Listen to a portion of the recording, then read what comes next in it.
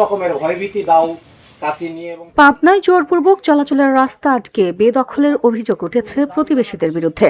ঘটনাটি পাবনা বেড়া উপজেলার আমিনপুর থানা এলাকার নান্দিয়ারা গ্রামে। ভুক্তভোগী আলম সহ অন্যান্যদের দাবি, প্রতিবেশী গনি ও তার ছেলে জোরপূর্বক চলাচলের রাস্তা নিজের মালিকানা জমি দাবি করে বেদখল করে আছে।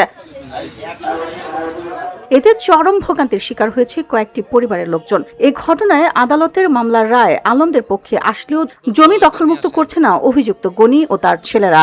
বিষয়টি খতিয়ে দেখে উপযুক্ত ব্যবস্থা নিতে প্রশাসনের প্রতি দাবি জানিয়েছেন আলম সহ ভুক্তভোগী লোকজন।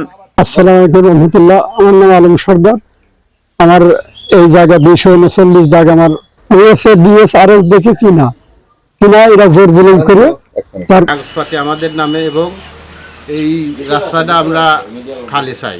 বছর 2-2.5 এরকম বেদখলে আছে। আমাদের দেখেন রাস্তা বাড়ি থেকে বের হওয়ার রাস্তা নেই এবং আমরা খুব কষ্টে বের হচ্ছে। তারা এই বাড়ি থেকে বের হইতে পারতেছে না, এক প্রকার অবরুদ্ধ হয়ে আছে। আমরা আইনের উপরে দৃষ্টি রেখে বলতে চাই যে আমরা আইনের মাধ্যমে এবং মিডিয়ার মাধ্যমে এলাকাবাসীর মাধ্যমে এই জিনিসটা পুনরুদ্ধারের জন্য এই রাস্তাটা দাবি জানাচ্ছি।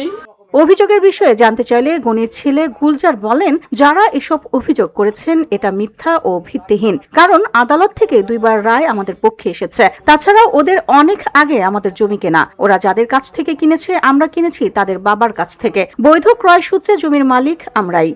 আলম খালি মামলার পর মামলা খালি দিয়ে রাখে।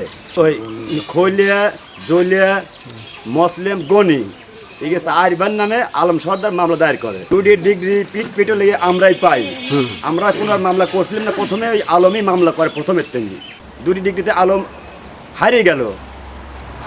দ্বিতীয়তে ও আবার ফের ওই ঢাকা জজ কোর্টে আপিল মামলা করে। ওরা আমাদের ওই গিয়ে খুব চাপ দিতেছে যে জায়গা ছাড়িয়ে দেওয়া লাগবে। এদিকে সংঘাত এড়িয়ে শান্তির লক্ষ্যে বিষয়টি সমাধান হওয়া জরুরি বলে মনে করেন স্থানীয় সুশীল সমাজের লোকজন। VOD Bangla news desk. হারিয়ে গেল দ্বিতীয়তে ও আবার